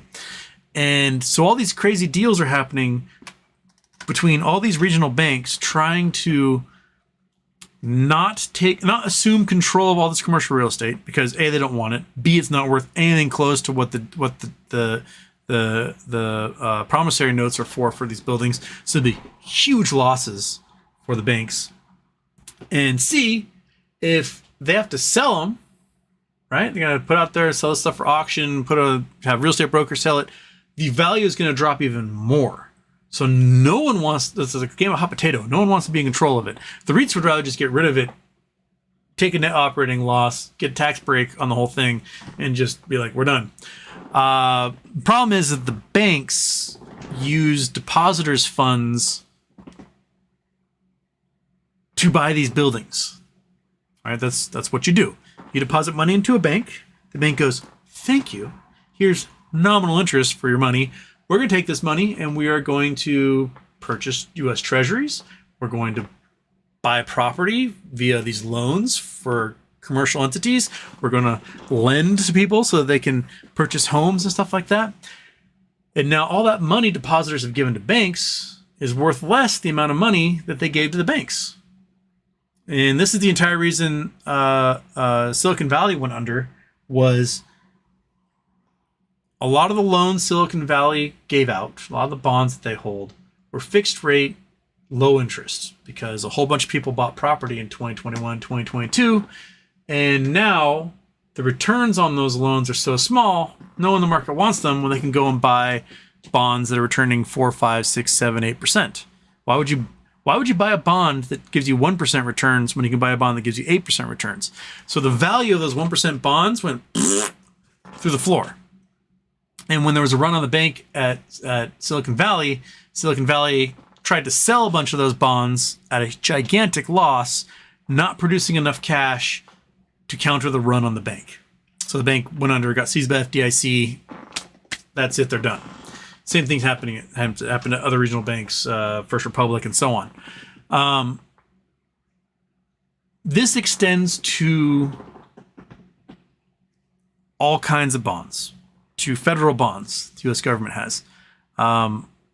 We just got downgraded, right, by Fitch ratings agency. So we went from AAA down to AA+. This means U.S. Treasury bonds are less desirable than they should be, which means the U.S. government's going to have to raise interest rates, which means other bonds that exist at lower interest rates become even more worthless. And a lot of regional banks are tied into those because they didn't get rid of them 2 years ago when they were warned this stuff could happen. So what I see happening basically is a giant implosion of the fixed rate bond market, which a lot of investment funds, banks have their money in. And they use those bonds as collateral on other plays. They take margin. And if all that collateral disappears, it becomes worthless, then the entire system collapses on top of itself. So that's why you have lots of bond shenanigans going on. And as a result of these high interest rates, we're spending as a government, we're spending $1 billion more a year in interest than we would otherwise for bonds, which means we have to print even more money or borrow even more. And it becomes also in a rubber cycle, snake eating its own tail. I'm sure there's going to be shenanigans with the bond market that we aren't even foreseeing right now. But what we are seeing, credit default swaps all the way, baby. If you get access to them, that's probably what's going to be paying out. Okay.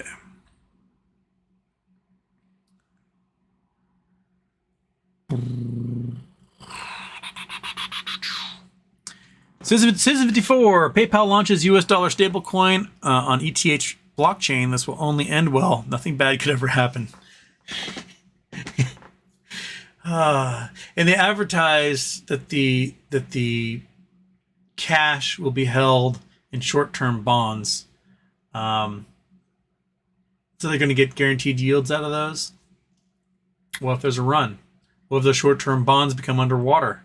What if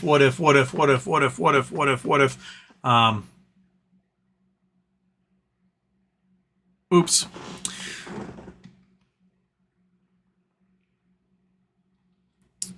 I'm like, oh goodness. Jiga Shukala.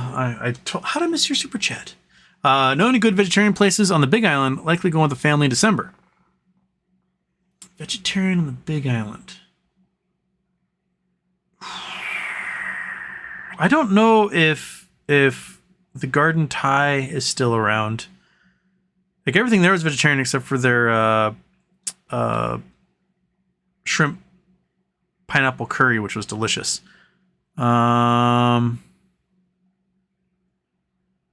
Specifically vegetarian. I'm sure there are some. Last time I was there was 2 years ago.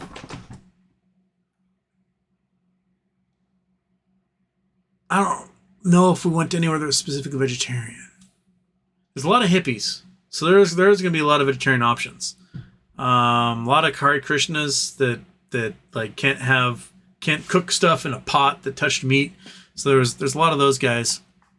But I don't know enough about any existing restaurants to tell you one way or the other. I mean, I eat sushi all the time, and that's not vegetarian, unless you're vegetarian.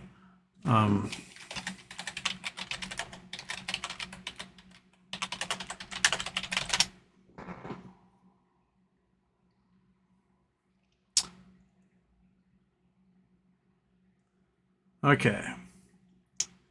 Sweet Kane Cafe, Shaka Tacos, Coffee Shack, Paul's Place, What's Shackin', Tuk Tuk Thai Food Truck, Cafe Pesto in Hilo Bay. Oh, Cafe Pesto is vegetarian? Oh, did not know that. Merriman's, Jackie Ray's, Kylo Kona, Moon and Turtle, Pineapple Island Fresh Cuisine, Cafe Ono, the Hawaiian Vanilla Company. So I've eaten at Hilo Bay. And those other places, I don't think I've eaten there. So this is from TripAdvisor, vegetarian restaurants. I'll throw that link in there. Bam, bam, bam.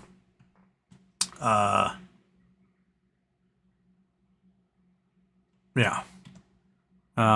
Check those out. See how it works.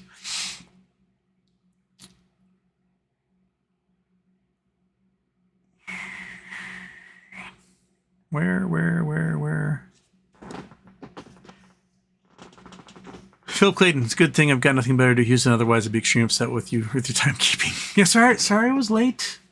Some things get out of hand. Do a Norwegian reset in your computer. Clean runestick. Dat boy, oh, Houston, what are your thoughts on Black Aquaman, Jermichael Phelps? Guys have the worst jokes.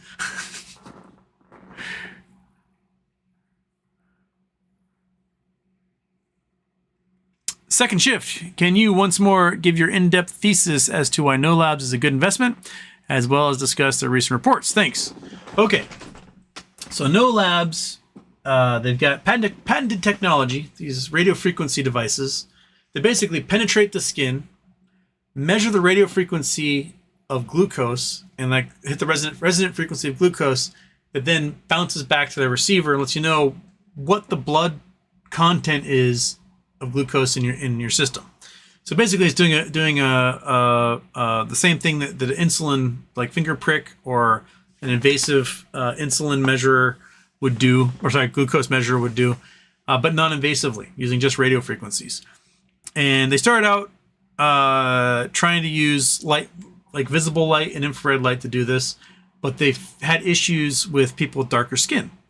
And so they went to radio waves, because radio waves can penetrate darker skin and all skin types, and to whatever depth you want, and reflect back the information you need.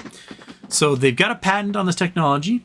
Last year they started doing human trials on it, and they proved that they could do it. They had people with armrests, and they had a little device, and they'd rest their arms there, and they would measure, beam into their arms, measure the blood glucose, and then they would have a more accurate measure with like finger pricks to calibrate their machinery. And they got it to within about 12% of current on the market devices. Since then, they've worked on the algorithm for measuring those glucose levels, and they've made it much more accurate. And now they've got a device that's kind of a little GPS unit, but it's kind of like the size of this. Then you just hold it up to your wrist, boom, and it measures and connects to your phone and tells you what your blood glucose level is. And they plan on the future having probably wearable devices, but they'll probably start with the little device that a few times a day you can just hold it up there and measure glucose levels without having to do finger pricks. So that's their device. They're making 100 or so of them so they can do phase 3 trials for the FDA and get their FDA approval. And once they get FDA approval for a device, they can have insurance companies start paying for this. And now there's 30 million diabetics in the US, and there's 100 million pre-diabetics and diabetics. So there's a lot of people who need their blood glucose levels measured just in the United States alone. Not to mention around the world, other folks that have diabetes. But if we just look at those 30 million Americans, right? All of a sudden, those 30 million Americans, they have to have health insurance, because if you don't have health insurance and you're diabetic, you're dead. You're just not going to live. So you're looking at, device, maybe $199. Cool, pays for the device. After that, a subscription service with the health insurance company of maybe $99 a month. So as long as this person has their little device, and they can measure their blood glucose non-invasively whenever they want, and their device has a $99 subscription. We can go to a calculator and we can show how much money that means. Turn off Chrome. Turn on calculator. Where are you? There you are, calculator. Okay, so we can have 30 million Americans, right? All spending $199 on device. Boom. There's $5.9 billion. We're going to add that to, come on, plus 30 million. All spending $99, 12 times a year. You're looking at $41,610,000,000 a year, somewhere around there, right? So you got a company that's now making $41 billion a year in sales, of which 95%, 92 to 95% are subscription fees on a device that's already paid for, meaning you're going to be clearing more profit than probably any company in the world. You should be clearing like oil company size profits on a fraction of the sales. So this automatically becomes a company worth $100 billion or more instantaneously. They get FDA approval. They're first to market. They will have every single solitary diabetic on earth paying for that subscription fee. Because wouldn't you rather pay $99 a month for a non-invasive glucose monitor than having to prick your finger at $1 a piece several times a day, or to have some giant machine embedded into your body with a portal surgically inserted into your body? Yes, every person is going to do this. Every single one of them. So the entire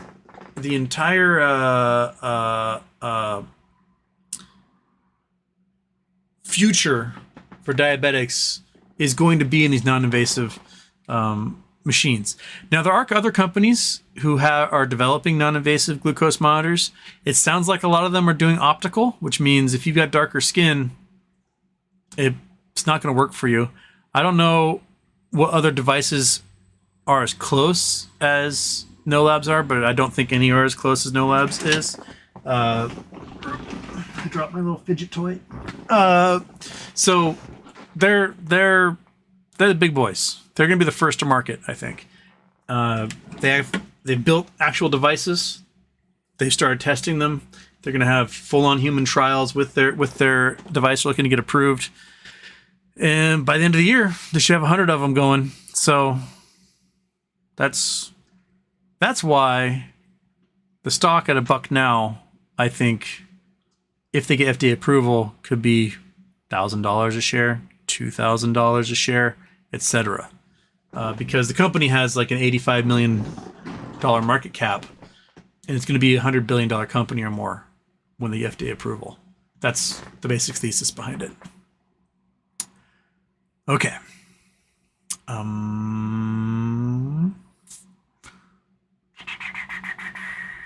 Derek Colhorst, right? No lab ticker is KNW, right? Yes. Leon Noel, will LK99 retire a lot of current technology? I'm about to drop 20,000 on solar panels. Yes, but it might be a few years until you see LK99 being used in things like solar panels. So my guess is by the time the solar panels are paid off by selling electricity back to the grid or saving you energy and everything, that's when the next generation will come out. So Martin White's Hot Pockets accompanied by chimes. I have Africa, anything missing? John Castro. E-Trade rejected my request stating it's not eligible for DRS, but they have offered to send me the paper certificate. Interesting. I would go through the frequently asked questions that NextBridge released. Go through that with the broker on the phone and be like, no, it is eligible for DRS. You guys are wrong. So do what these frequently asked questions say and just hit that home. Bring out the Karen. Houston, is that a Stu shirt? I have no idea. Might be. Oh, no. It might be one of the ones you sent me. Yeah, could be. I think I got it in the last year.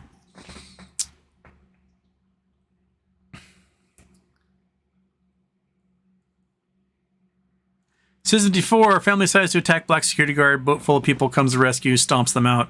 Tried that in a small town. Equal rights and equal lefts for racists. I saw the video today. Those rednecks made just the wrong Confederate choices. You guys have seen the video? So it's at a resort, like a Marriott resort, and there's a dock.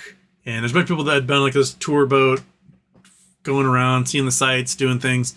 And these white people were told to move the pontoon boat because this big giant boat has a dock there, and they didn't. So the security guard went out and like physically moved their boat to the end of the dock so this big tour ship could dock, unload the passengers, take on the new ones. So the guy moves the boat. The rednecks come over and screaming and yelling at him, and he's like, "No, I have to move this thing. That big boat over there. See those hundreds of people yelling at you? They need a dock, and your boat was in the way, and we told you to move it." Blah, blah, blah, blah, blah, blah, blah, blah, blah, blah. And eventually they attacked him. And they attacked the security guard. There was like 5-on-1.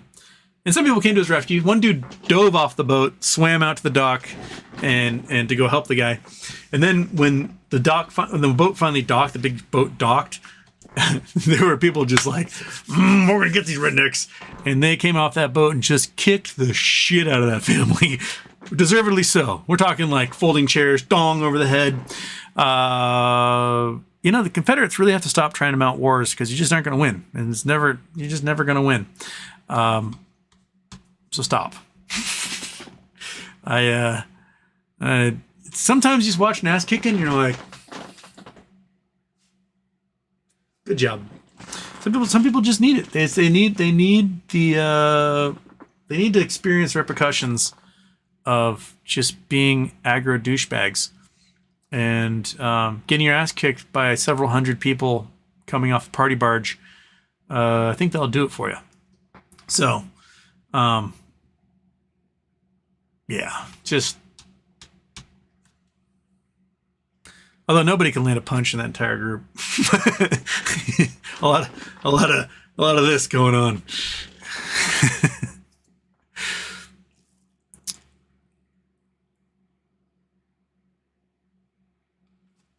Martin Weiss, how does superconductivity boost a battery's performance?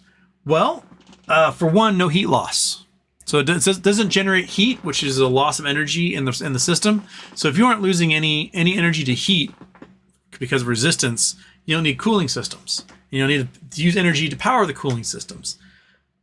So you're automatically getting back probably half the energy of the battery, 50% of the energy of the battery, just right there alone. So, yeah, no heat loss, no needing to cool the system, and no need to keep the system warm. Also, another thing, like, you know, a Nissan Leaf has, let's say, a 250-mile range, but in December has like a 50-mile range because the batteries can't maintain the right amount of energy. But with a room temperature superconductor, you don't have to worry about that. You don't have to worry about what temperature it is inside or outside. The superconductor is going to do its thing no matter what. So, yeah.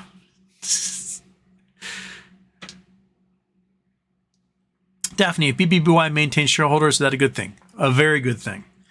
There was language, not in the plan, but in the announcement of the plan, that basically was the possibility exists that the current shareholders, they will get no cash, none, no cash. They're not a debtor.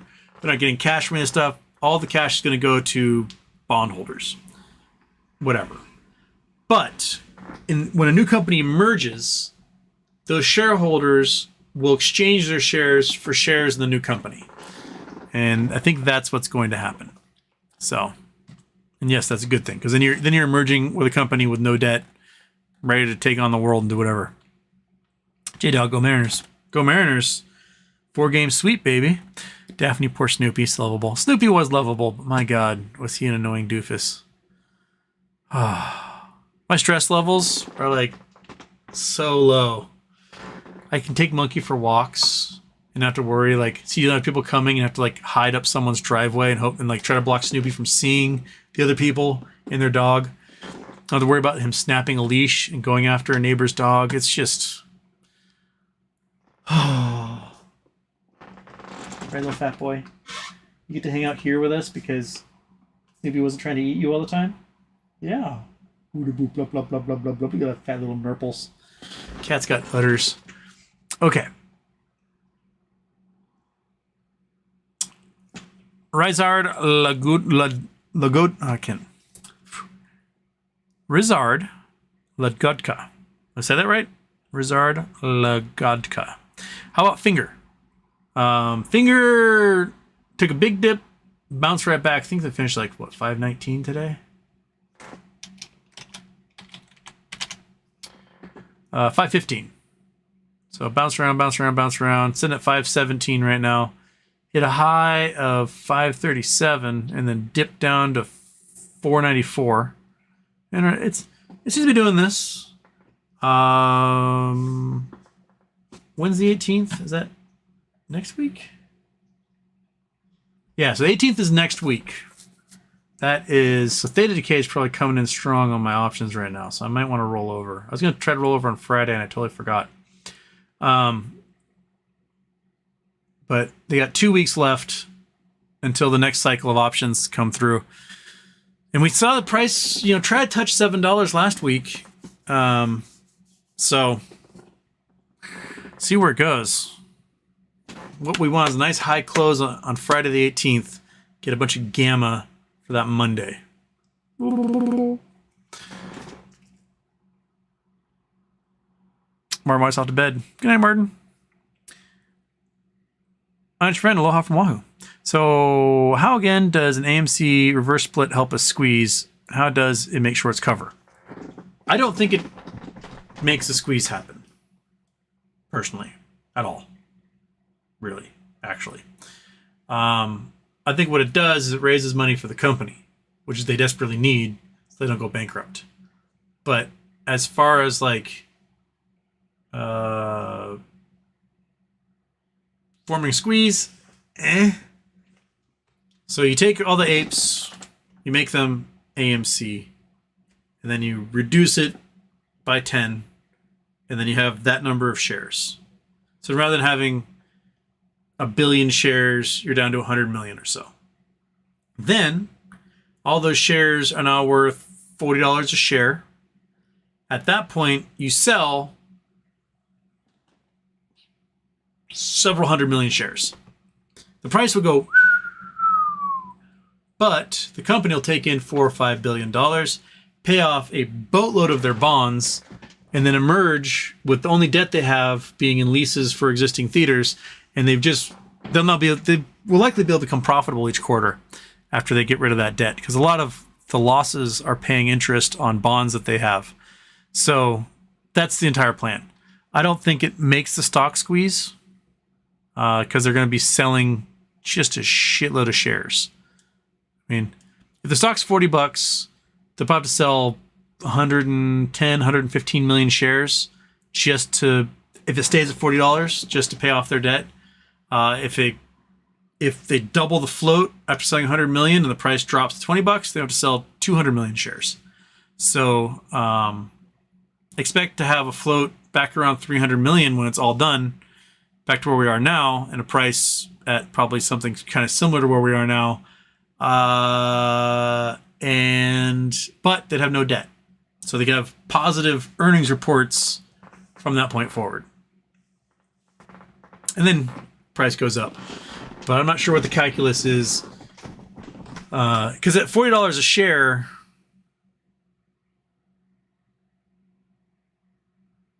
that's not enough. That's the equivalent of the stock price being at 400? No.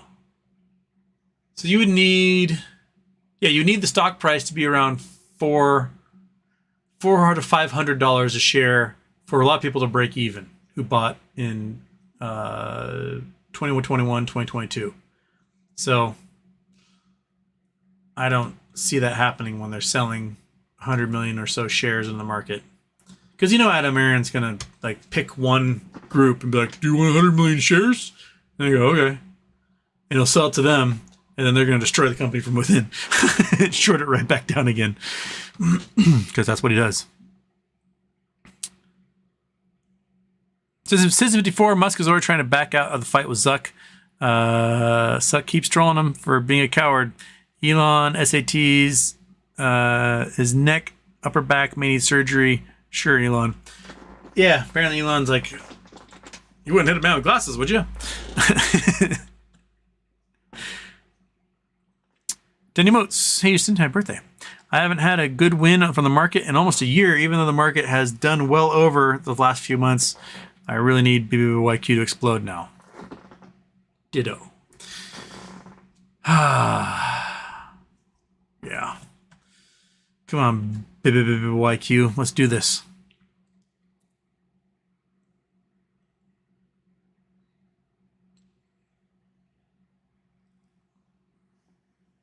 Tiny Motes, what is 6.9? A great thing ruined by a period. Oh, god damn it. Dat boy, oh. Hey, Houston. What are your thoughts on Black Aquaman, Jamaica? Oh, we did that one already. Don't repeat your jokes. I'll get to your jokes.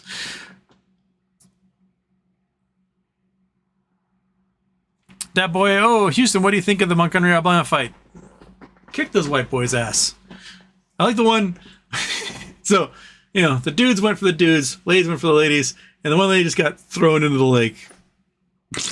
Awesome. They just tossed her in the lake and just walked away. That was funny. Yeah.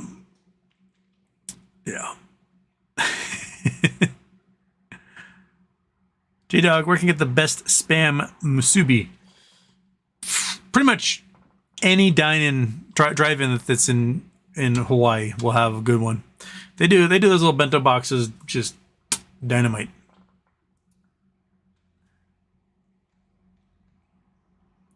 Dan Margelo, Houston, how do I invest in LK99?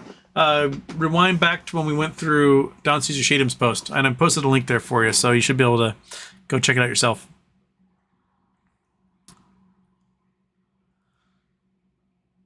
Kelly Reed, Houston, happy birthday. Wondering what is, in your opinion, something we should do with our MOAS money once she hits the fan to protect our new attendees? Reinvest, for one, because MOAS will cause the rest of the market to collapse. Or the rest of the market will be collapsing when MOAS happens, so it's chicken and egg in that case. And there'll be a market bottom, so reinvest. Get index stocks. Invest in the S&P 500. Get gold. When the market goes, gold goes within a year or two. Not financial advice, not financial advisor. But these are things I will plan on doing. Also, get your dream car. Pay off your student loans. pay off your house, get all the stupid, meaningless consumer debt out of the way, and then you can focus on living in your life on margin on your investments and do that. Not financial advice, not a financial advisor. Dog Mom Houston, thank you so much for the info on the Big Island. See if there's a bedroom for you, or do you only need airfare? Well, send me a ticket. I'll go. I might be able to stay at my friend Ben's place. He lives in Waikoloa, so they get an extra bedroom. I'm sure they wouldn't mind if I hung out with them for a week.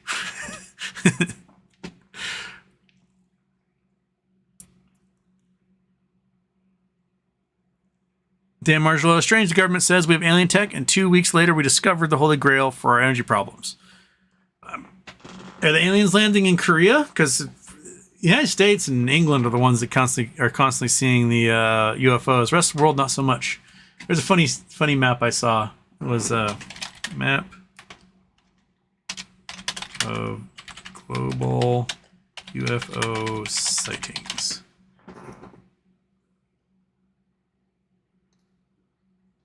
Where are you?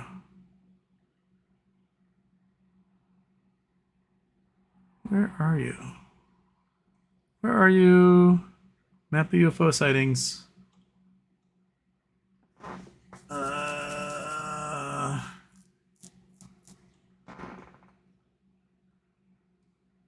Here we go.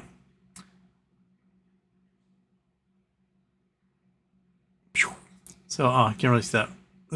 Here you go. We'll just. So, global UFO sightings happen to be white people are the ones that see the UFO sightings. You got a little bit in areas, but it seems to be like really population dense areas. Granted, not many people live in the outback. Not many people with cell service live in like the Amazon. A lot of people in Africa probably don't have the ability to report. What? Play it again. Same thing with Siberia, rural China. So you might be saying, oh, maybe other people are seeing these things. They don't have the way to report it. So that's why you've got red all over the US. Quit trying to reset, stupid Facebook piece of crap. I'm trying to look at this one video. And a lot of people in Europe have access to phones and things. Then you got the major cities in South America, major cities in Australia, major cities in Japan and Korea, major cities in like Singapore and Malaysia. But everyone else just doesn't have cell service, or there's not very many people out there, so they're going to have too many red dots. But yeah, I'm going to close this stupid thing because that video resetting bothers me. Anyway.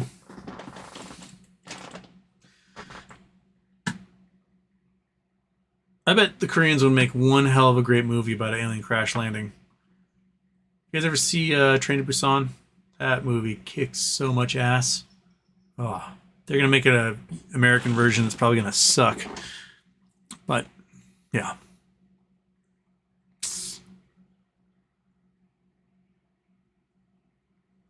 Can I read M2 hit negative in the last 40 years? Last time this occurred was 1930s. Grape Nuts, Houston. What would the benefits of not transferring to AST be? Also, what do you think makes art good and juicy? Benefits not transferred to AST is that it becomes tradable. It's just easier to trade. Like, you don't have to worry about, oh, they're going to submit trades once every 5 days or something. Like registering does. Excuse me. You may be able to become part of a class action suit against the brokers for short selling you or naked selling you stocks that don't exist. I don't know. I'm just playing it safe, and I registered. That's where I went on this one, because NextBridge was like register, so I did. Like, I'm just gonna do what you said. What you tell me to do on this one. Oh, also, if you are in DC, you're getting hit with a Derico right now. They're saying this might be one of the worst storms ever. So tornadoes, all sorts of stuff. So let me know how it's going over there. It sounds like it's going to be pretty gnarly. They closed all the office buildings a couple hours ago. And you guys probably know it's power, so no one from DC is even see this video right now. I am an hour and a half behind the chat. There is no way I'm going to get to the bottom. So I'm sorry. I only got a few minutes left. Let's see what we can do. Should I scroll down to the bottom just to see, just to get to the bottom there?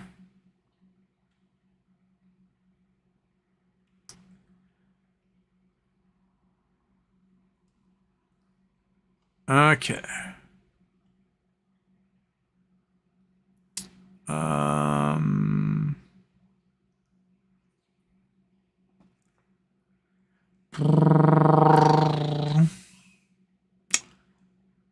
All right. Let's see here. Aaron's found him having a massive mental breakdown and don't know how to cope with it. Uh-oh. Sorry, Aaron. I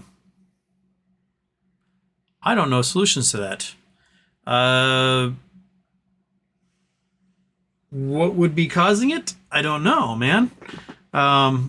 Is it just, do you think it's just chemicals in your brain going blah, or is it situational? Talking to people's best way period is to have someone you can just talk at and get these things out. Your subconscious feels a lot better after just being able to unburden to somebody. Yeah, I would suggest that. I would suggest, yeah, Daphne says a hotline. Yeah, just having someone to talk to, having a friend to talk to, paying for a 1 or 2 hour counseling session just so you have someone to talk at and just get something off your chest. Always a fantastic thing. You might not be looking for a solution. Might just need to unburden and feel better. I like you, dude. You're always wonderful in the chat, and I hope you do well. But I'm not a licensed professional. I know the things that work for me when stuff is tough. Petting the fat boy helps a lot because he's just a little jiggle monster, and he just seems to love it. Going for a walk. That cannot help, like existential things, stuff that's outside my control, you know. But taking little moments like that definitely center the chi. So feel better, Aaron. Find someone you can yak at, and unburden whatever's causing your ills there.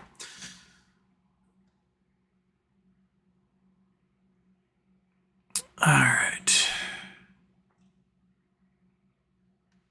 Rogue 13, when hiking near Brown Mountain, Klamath Falls, Oregon, I read it is a shield volcano with a cinder cone on top. How is that possible? Thanks.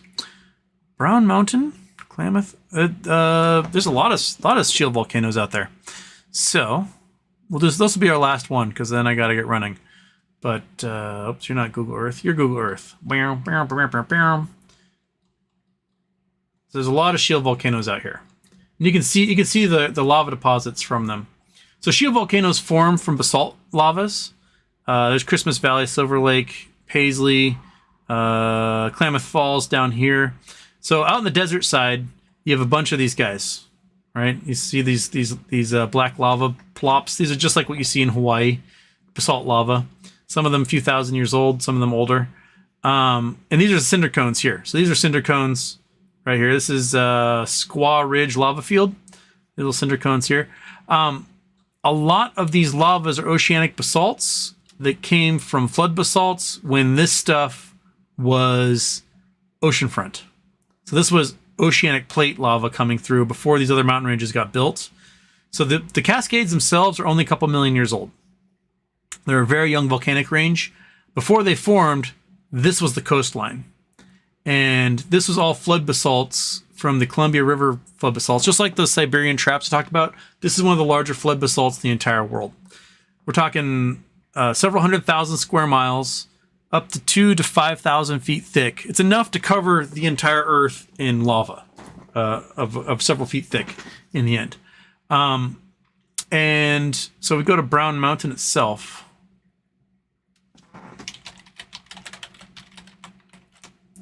Brown Mountain, Oregon. You know, that's...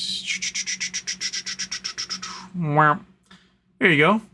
So these are trees growing in that basalt lava flow. And you can see here that's got a little caldera at the top of this. It's basically a big cinder cone is what it is. And it's a really big cinder cone. And this sucker spat out a lot. How high are you? You are 7,300. So 2,000 foot tall cinder cone. And the lava flows are probably under all these trees. So the cinder makes it hard for trees to get very tall because it's a loose rock. So the trees fall over. So you don't get very many large strands of trees here. But when it comes off the mountain and it goes into a flow, and you can see some straight basalt rock formations here. Once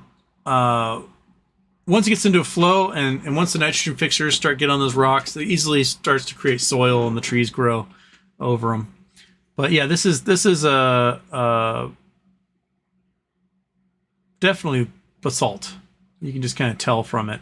This here, Mount McLaughlin, this is a stratovolcano. You can see the shape is completely different. It has a caldera that looks like a collapsed side, just like Mount St. Helens.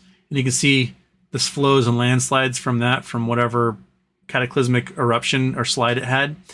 Most of the volcanoes in the chain are stratovolcanoes. They produce a higher silica-rich volcanic material. We call it herky-jerky lava. Like basalt, when it melts, flows really easily, whereas silica, when it melts, like pops and cracks and is much more viscous, so you get much more explosive eruptions. But you can get basalt eruptions out of these volcanoes if there's slightly silica low ones. Like before Mount St. Helens erupted in 1980, the last burble it had was, I think it was 1800s, and it was a little basalt flow that came out of it. If you go to Mount Shasta down here, you can see at the edge of Mount Shasta these cinder cones. There's a couple of basalt cinder cones off the edge of Mount Shasta. So it's had basalt eruptions on the flanks before. So those are a thing. It's not as big as Brown Mountain. Brown Mountain's bigger than this guy even. But even big stratovolcanoes have these little shield cinder cones pop up. So it may be that from an older version of Mount McLaughlin, Brown Mountain may be attached to the same magma chamber, but the magma chamber over time has become more silica rich, so it makes a stratovolcano happen. But there you go. All right, that's all I got for you today. I'll see you guys on Wednesday. And if I didn't get to your questions, I apologize. I'll try to ask them again later, and we will do them on Wednesday, right? Okay, cool. Got to go back to Big Houston and then click on the Who's and What's It. Bam!